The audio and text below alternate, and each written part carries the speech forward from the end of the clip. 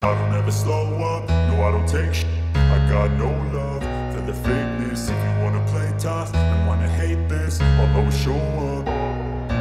I don't ever slow up, no I don't ever slow up, no I don't take shit. I got no love for the fakeness. If you wanna Hi, it's me, Ali.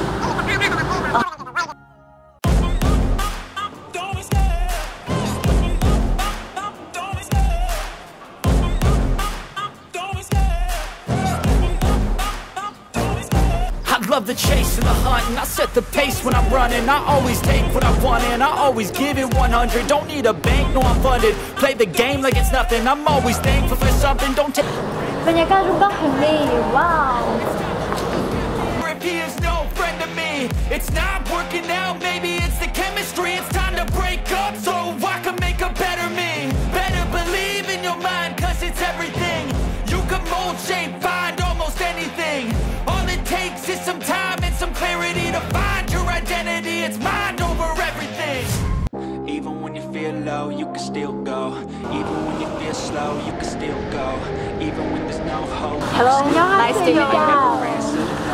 Hello. Ni hao. Xin chào. Yoga. Ni hao. Cả nó mỗi tuần tuần rồi nè. Alo, ra đó. Tôi nó phải có. Giờ chúng mình tuần rồi nè. Lo tới chưa nào?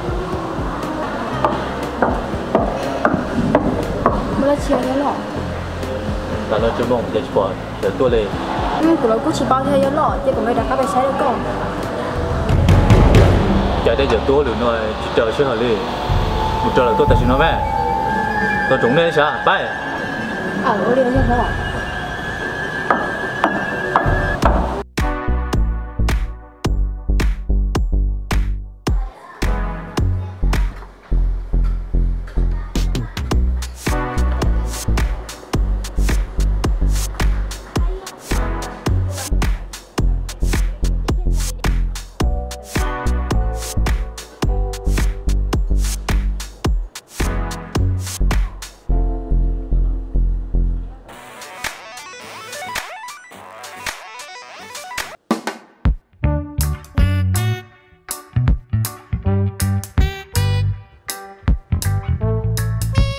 Nên sáng đi cha chơi cho nên nó sẽ có sai chơi do bé sẽ được công ty ok là chơi bé dù mua nhia ham đồ nó hỉ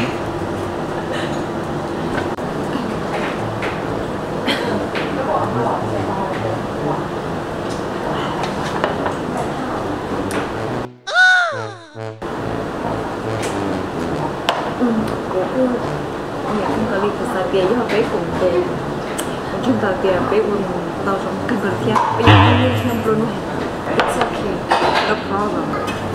감사합니다. Ok, cô nhà hành, cô bỏ tiền cho ra rồi nó อยู่ ไป tao trong hành. เชิญครับคนผู้หญิง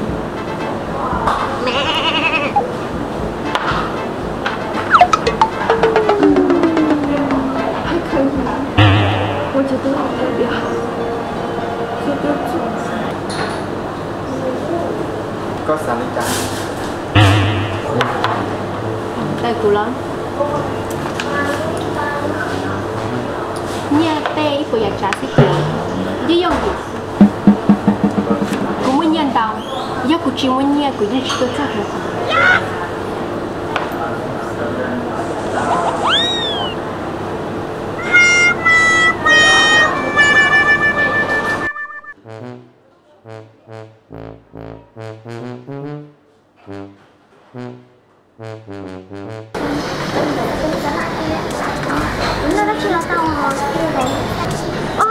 Sister, cô chính có shit à, để lại cả nó cháu rồi đi. Chị ta bỏ đi đây là cả trong nó nè, cô chính có shit lại cô chỉ bỏ mình rồi sao? Không, chưa chắc. xử lý hệ tiền nhóm tại nó lại năn nó có sai xe cái giờ nó đã xe biết sao? Lại cả nó hẳn mà nhiều chú mua giống một bữa lâu thì nó bỏ. Chứ lý là lại cả nó hẳn món này nó cái chuyện này. Cũng sai thì quý nó thì sao? Vì được có thể biết nó tế theo. sao tôi chỉ chơi cái trò nào thì sao bỏ ăn à? Cái nào chỉ chơi họ nào mà chơi họ nó không có khi nào sao chơi cái nào nó chơi họ nó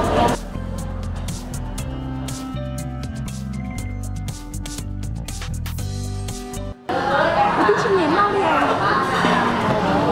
Cho nên là sự tôi chắc chọc cái gì đi à? Cái gì nhất là hôm nay tôi chỉ muốn cái sai à?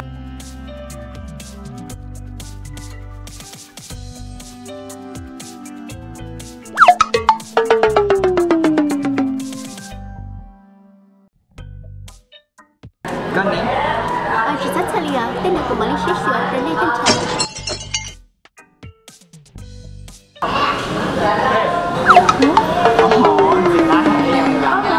Sẽ lên tiền trong mắt chúa nào Không có đâu á, còn nó áo chưa nào đó. cứ chỉ báo thế nào sẽ lên tiền cứ chỉ mỗi lần tập bị chỉ là lo Tập quần đồ kia. Cái này giá trị thế nào? Tôi lo nó chỉ tao nó bị sao rồi liền. Rồi nó đâu sẽ thì hỏng thế.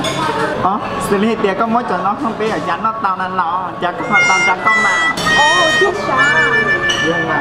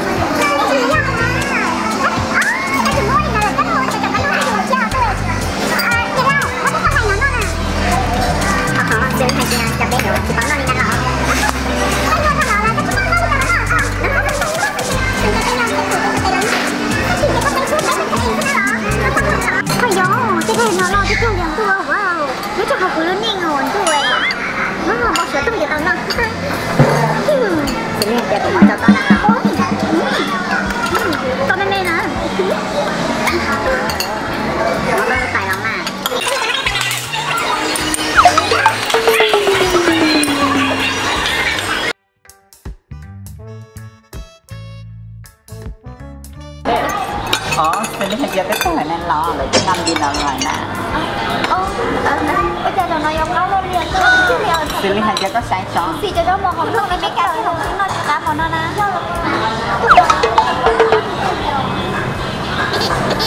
Cho đi cho nó bên nó chi cho của anh chị tao vì mình lên tao đâu là ăn à.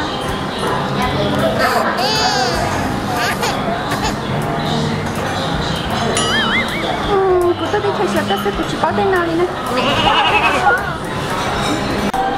Wow, tao có như là anh kiếp xuống ta, chả thấy nhìn nó liền là. Nó chỉ của chị như là cái như có lý sơn chết, lúc hắn nó chỉ vô bó, ha, để lại có chơi treo. Là cái lúc mà cái chị chơi thể liền thì chị mà ví dụ thầy tiền của chị như thế là chị hỏi được cái kiếm nó là cái vì lúc cái thầy chị phải yêu thích là sẽ lên tiền bà ta có tiếng hay tiền có thể nên lo lúc cái của ta của nó lên đời Yêu là mờ nó hay tía. Lúc mà đi thấy nó nào, ôi cha nó chuyên cho con nó tên lúc chết cho liền. cứ sao hay tiền cái này cái là cái chị như từ tao sẽ được bây giờ Cô hai cái chuyện này hay tía, không tên là cũng chuyện sân thầy này nữa.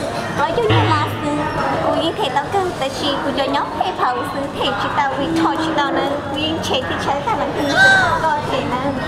ôi tôi là tôi chỉ nhận được thằng nó là cũng hay là như sủa rồi chị tao Cô tin là một là thật sự. bây giờ nếu như là chị có sẽ sửa cho thì chị không nói là không có là kia thà sẽ không có đã chị cho xin hay tiền tại nó nhập lót tiền xin ăn lo nên tất cả hay tiền nhập lo lán là nà xin hay tiền tất tuổi sẽ bay họ đêm mình chị cũng mà đi lo nên lo Nhưng mà cô mới chỉ mọc lắm nha, cô phải hôm nay mình chỉ không ăn lo nữa lo. Cứ nhắc tên nó to nó. Lại. cái tính của chị này mà Nó sai cái sao? à sẽ mà Tôi cái lo.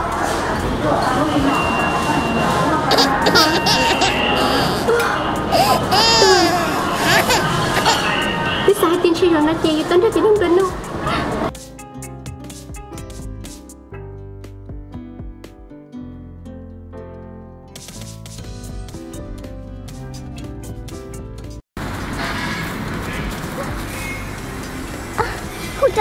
hỗ trợ của đi tháo lầu cho của đi tháo tụi mới lấy trả theo từ lúc tôi có sao mình chỉ nhớ được của theo xử lý nó cái muốn nó phi san thôi thì ta chỉ cho sẽ thì lấy chỉ bảo đến mình đi trả ôi cha trong này là chỉ cho tiền cái lòng kia có tiền đó sao cái người chỉ ổn được của nó sẽ sao cái tháo là nó như đó nó cái trong cái đâu của đi trả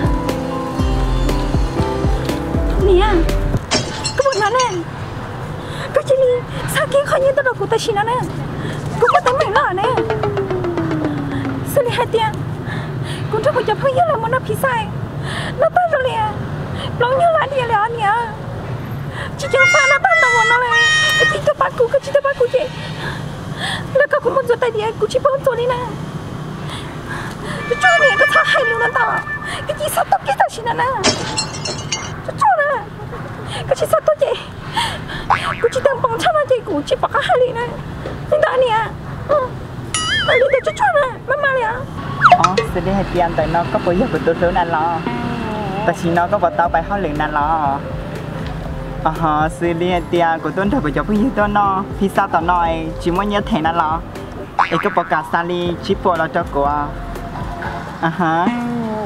giờ có nên đã tao có nè rồi thì hồi đó tôi nói cho nó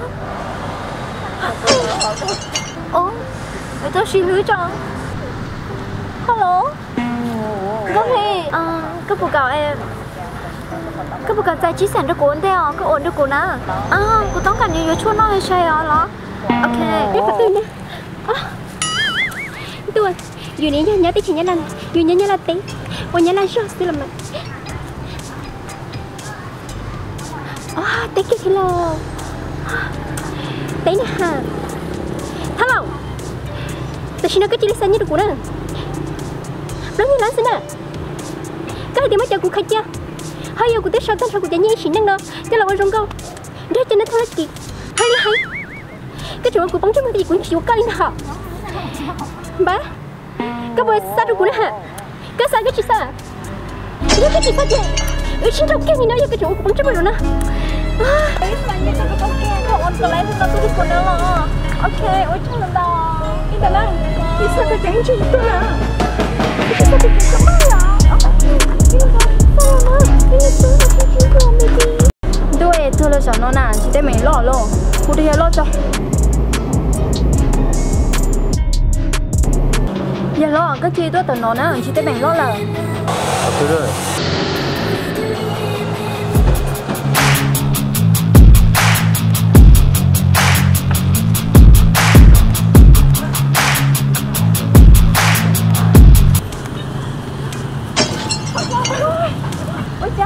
我今天开始了，要被杀！要把这个都有什么都在念了咯？这个懂你的人生，我的头。xử lý hai tiền cho nên họ nhóm tại thế này lo anh cứ tin cái tiền như là bé nhỏ, thì cái chuyện này là bé tao lo, tôi xe nhỏ, tôi sợ, tao tôi thấy như là bé tao là tao này nào? Đi chỉ sát say à?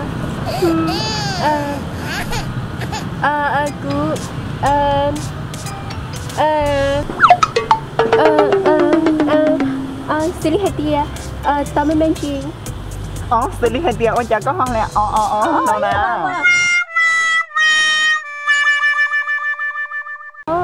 Bây giờ cứ trên hotel của cha mi, phan ngàn lại sang nhớ tôi cho cô. Nhưng chị là chị là chị sẽ của những người không sẽ cho tôi. Ok. Ok. Không phải là những gì mình muốn hay là đâu chuyện sắp tới gì chắc là tao thay áo này được rồi chứ là bé xe tôi lờ ôi chạy kia một lần nhiều kỹ chứ là bé thay đâu mà là bé thay nó cái chị cả là nó kia mà nó đi chỉ nó lôi thì ai cái chỉ nó đi lôi bé bao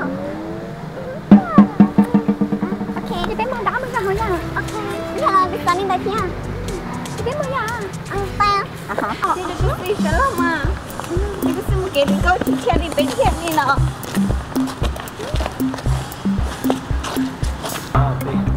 giờ lô là nhốt bé nào Ê, tao cho đến nhiều quá chứ có thể đến chừng có thể tao đó giờ nó sao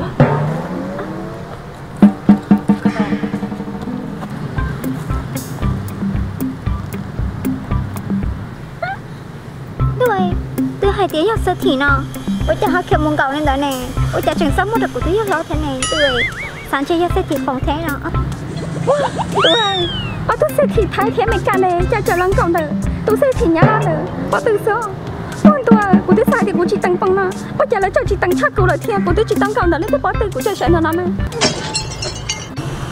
thì ba này có là không có chị tao lo mẹ sao tiền chị sẽ thì thì chọn nó có là có lựa chọn đi hôm nay chị tôi từng tổ cha đã có tôi rõ cái nhát tao chơi nào phải là chị nó tao tôi sai thì tôi ở lựa cha cái nhát con luôn không ra nhà điều cha lựa tao nó muốn chị nó mẹ tao tôi bên chơi có chưa tôi có tôi rõ chơi cái nào cha đam thì chơi món lựa mẹ tôi sai thì chỉ muốn tôi rõ đi không sẽ ta vô cha nhớ tao nó tôi hỏi mẹ tôi chỉ tao có vô cha tao tôi lo tao muốn tao chứ nó xử lý hai tia tuy nhỏ anh của cho ở bên thôn nồi của mò mò chết là em của thế đi tự tôi anh chết rồi như họ xử lý tia như dòng mà lý tài à hai tiếng chơi giờ tôi sẽ thì nhớ ở đây nó ok giờ nhớ bộ phò sơn tôi là bộ phò thôi chứ sau cái chuyện này trái tiền cái mua nó cuối sẽ thì tôi chính lắm mua gì để biết sao rồi trái này tôi cứ chẳng thế mà giờ cú chứ nó sẽ hàng cú chỉ nhau cú kia lò cái bắn ra phải được con hào cho nên cho cú mua cho cái tàu sẽ ấy vậy thì anh đi nếu tôi đừng có là chưa nhận sai mua được có gì tôi hôm nay tôi chỉ tao chỉ tôi một xe chỉ tao giờ trong một tiệm bít xã tôi trong này tôi có tôi hỏi lười thế nào mua tài xỉu đâu mẹ tôi ít nó mà cho chị hát xả tôi lúc kia xả xỉ liền ít nói lúc tôi xả có năng tôi kỹ con à nhiều khó tới tôi chỉ lúc xưa là cho chị cho chị là lớn tuổi luôn cái của xã tiền trái này tôi sẽ thì tôi chỉ nó ra trời thấu cái này trời tay nào sẽ đó là ôi lý chính cái tụi kia chắc cô là kia cô chính cái tao nha tôi liền cái chị băng ít nó chỉ cần gì là cho cái món đó của tao vào đi ôi cái chị băng họ chính cho là hai thiên à cái chị bao tiền nó nói yêu trong của tiền tao sẽ chỉ lắm chạy nó tới đi xì cái liền ôi cái này đi trời tập bằng sự chân trái kia của tôi chỉ tập bằng là của tôi chỉ trái nè cô nhớ cô đi bao nhiêu rồi cô bảo sẽ thì nó đi sát sao đây một chuỗi không cho nó tê chứ nào cho tôi chỉ tôi ở được ngay ví dụ cha này tôi sát tôi từ rồi nè mình nhớ tiền bỏ bên đi mà lo mẹ thằng của tôi chân tập bằng họ ta chỉ nói của chị tập bằng chứ chỉ mua thì chế cho tiền không bỏ thì lúc con à tên nó là chỉ lúc con cho tôi con dính như thế nào đây em mua bây giờ nó pizza chua nó sang nhớ hậu địa chỉ tao thấy giờ linh nó có một thầy cho của thầy nó có một cái chúng thầy cho của thầy nó có một giờ linh nào là tôi kết ta nè tao tôi sẽ mấy lần mùa thế của bà đi cả cả để cho cho để tuổi nè cho mà cho tên nu tên năng sạc kha tôi mà cho tên tu chín để tôi tên yêu cha nó linh tới mà của bà đi một bữa không mong đùa muốn nhớ không bỏ bên nó mà lo nè